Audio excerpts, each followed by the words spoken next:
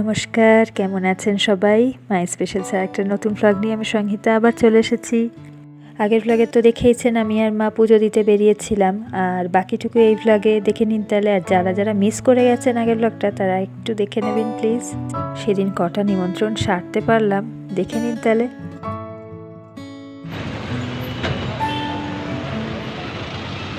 ধরে দাঁড়িয়ে আছি, কিছুতেই পাচ্ছি না বাস। কিছু করে যায় গো ওইদিকে, কোন দিকে? ওইদিকে ওদের বাড়ি কি করে বলবো? নিজেদের বাড়ি ওই সাইডে আছে। দাদা এখান থেকে যাবে, একটাও গাড়ি যাচ্ছে না। কথা হয়েছে যায় চৌরাস্তার দিকে।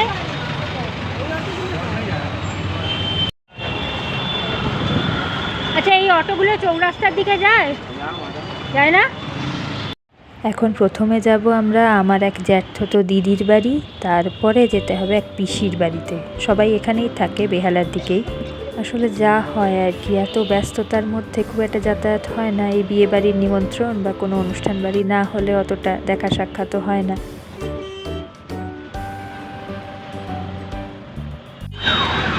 নেমে পড়েছি আমরা, চলে যেতে পারবো। হ্যাঁ, বললো কি ন্যাশনাল জেমস স্কুল আছে। হ্যাঁ, প্রথমে ভাবছিলাম রিক্সা লাগবে, কিন্তু এখন দেখছি বলছে তো হেঁটে যাওয়া যাবে।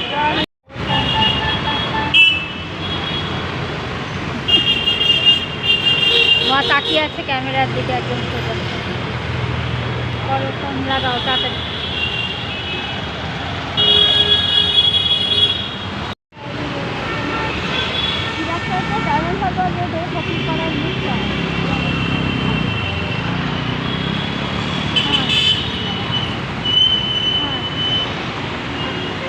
যাচ্ছি এখন পেয়ারা বাগান রিক্সা করে।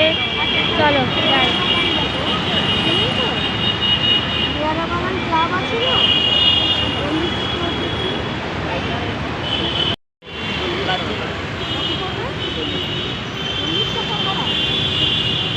তোমার সেদিন যাওয়ার কথা ছিল নাকি ওদের বাড়িতে? না না, ওরাই আমায় বলেছিল। আমি বললাম যে না, আমি রবিবার যেতে পারবো না, রবিবার প্রচুর সকাল থেকে পড়ানো থাকে, আমি একটুও সময় পাই না। আর ছাড়ো তো একদিন রবিবার ফোনে করে, তারপরে আমি রবিবার ফোন করেছি যে দিদি আমি কিন্তু যেতে পারবো না, তুমি আসবে না। আরে বাবারে, আগের বার তুলির বাড়ি বোধহয় লাস্ট পরে গিয়েছিলাম, প্রথমে ওই এদের বাড়ি গেছিলাম না, ঝাঁপির বাড়ি। ঝাঁপির বাড়ি আগে গেছিলাম।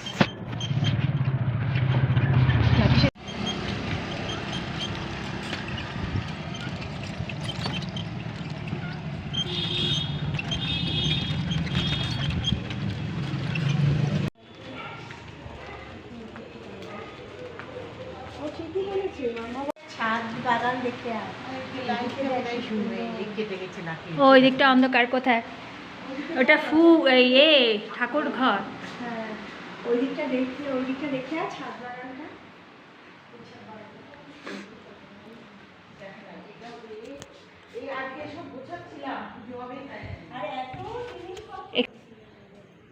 ওইদিকে ওপরেও রয়েছে। এই ঘরটা চুলুর প্রাণ। এই ঘরটা ও তোমরা ওপরে উঠেছিলে? না, ওপরটাই উঠিনি, ওপরেও সুন্দর গাছ। হ্যাঁ, কোথায়? এই তো এই একটা। ও এই যে ছোট্ট ছোট্ট এটাই লঙ্কা হয়েছে, দেখো এটা লঙ্কা হয়েছে, লেবু হয়েছে, কি সুন্দর। আর লঙ্কা কোথায় দেখি? এই তো নিচে, তোর সামনেই সামনে। কোনটা? এই যেখানে অন্ধকারে দেখা আর যাচ্ছে ওপরে না। আম হয়েছিল, আমও খেয়েছি। তবে টবে আম গাছ আছে। ও ওঠে তো, সকালে উঠে 1 ঘন্টা ও গাছের পরিচর্যা করে, জল দেয়, এগুলো করে। আর মাসে একদিন এখন একটা করে লোক দিতে পরিষ্কার করে।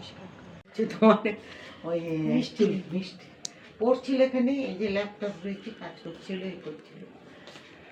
চলো যাই। কি সুন্দর না? আমি একটু তোমাদের তুলে নিই। আমাদের তুলবি? হ্যাঁ। তোল আমাদের।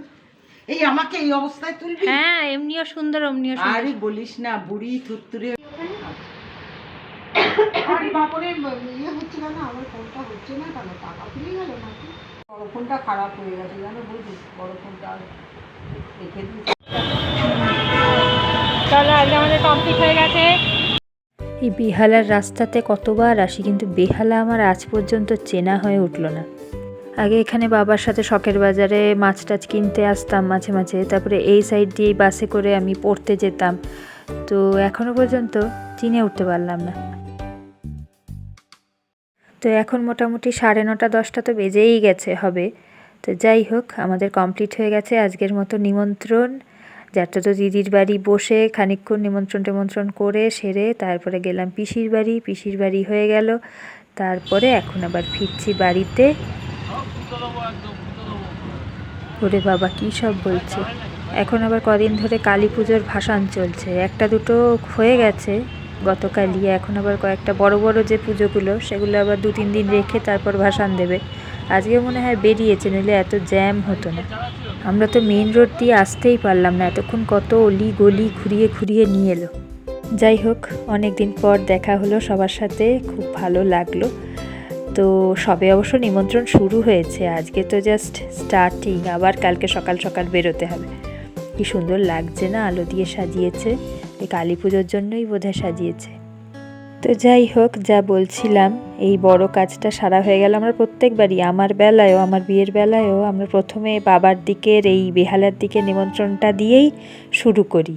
বোনের বেলাও তাই করলাম।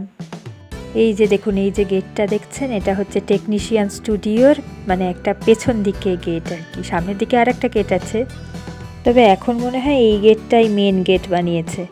আগে এই গেটটা ছিল না, এখন নতুন বানিয়েছে, তো বোধহয় এখন এটাই ব্যবহার করে, মানে আসল গেট হিসেবে ব্যবহার করে। আগে একটা ওই সাইডে গেট ছিল, ওটাই মেন ছিল।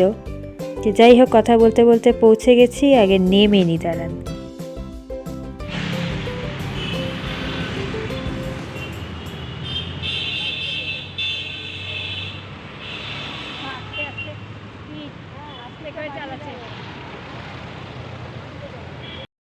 আমাদের নেমন্তন্ন সব সারা হয়ে গেলে আবার কবে বেরোবো মা? আবার কালকে আসছে বছর আবার বেরোবো।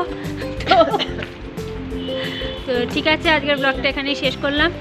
আজকের মতো টাটা, খুব শিগগিরই আর একটা নতুন ব্লগ নিয়ে ফিরে আসছি। Tata, good night. যা দেখুন, কথায় কথায় আসল কথাই ভুলে গেলাম। ভালো থাকবেন, সুস্থ থাকবেন, আনন্দে থাকবেন, আর কি নিজের খেয়ালটা অবশ্যই রাখতে হবে।